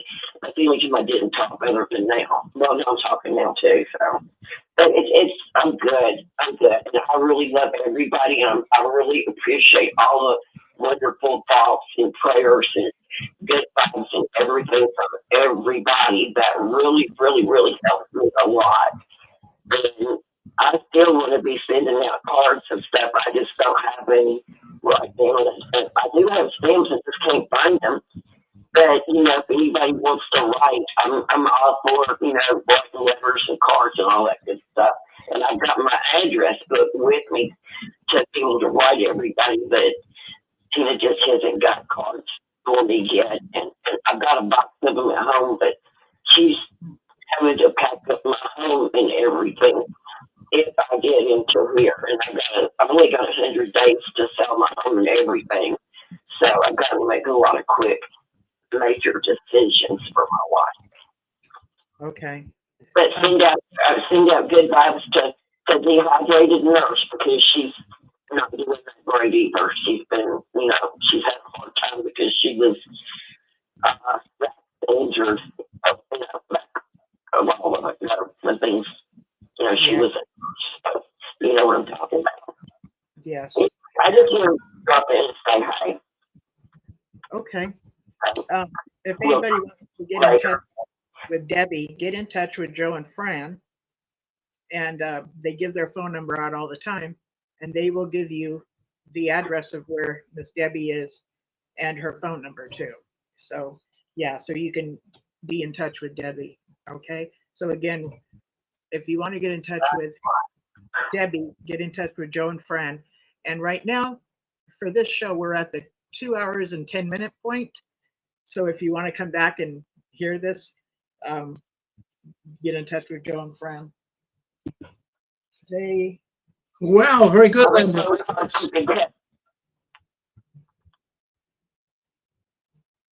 Well, Debbie, Doc, this is Rick Farron. Debbie, we're all hoping and praying for you. Susan and I have been praying for you as well. We hope everything will go well for you, Debbie. Well, I do appreciate. I think I got a message from Susan, but I think I saw something about putting your name, but I never could find the rest of it. So there might be one out there floating, and I wasn't ignoring it. I just didn't find the message, that's all. But if anybody wants to talk, maybe just text me, because I'm not really, I just, a lot. I'm still getting my strength back. Well, you get your strength back, and when you're ready, you come back in again. But thank you for coming on tonight. Okay, thank you. Bye. All right, Apostle Dave, thank you very much for filling in for Barbara tonight. We really appreciate it. You got a nice smile there. We had a lot of participation, lots of people coming in. And I'll get in touch with you about the convention next week or so. Okay, Linda? Okie dokie. Thanks, Rick. Talk Thank to you you. next time. Thank Bye-bye. you. Bye-bye. Wow, that's a Apostle Dave. My goodness. Well, we got more programming coming up here in the 6th screen, so don't go anywhere. We have got JW World News. That's the news the Watchtower doesn't want us talking about, but we'll be talking about it tonight, and we're looking so forward to it. And some of the news that we got to deliver tonight, it's unbelievable. So stay with us. We also have another program coming up after the news, but we have Eric. Now, Eric, you know him. He has his program, Awakening After the Watchtower. He'll be on around 10:30 tonight, and he kind of goes all night long here at the 6 screens. So we're looking forward to Eric coming in from Nashville, Tennessee, Awakening After the Watchtower. So thank everyone for coming in tonight. We hope to see Barbara back here in a couple of weeks. So keep Barbara in your thoughts and your prayers. She certainly can use them right now. She has a plate full with her husband. He's at home, and he's in hospice at his house in Tennessee. We'll talk a little more about that on JW World News tonight. But thank you all for coming in, and stay with us. Stay on this YouTube channel, as well as this Facebook channel, as well as on your telephone line, and you won't miss a thing coming up here tonight on the 6 screens. Thank you. All right, so we're going to end this broadcast right here. And okay,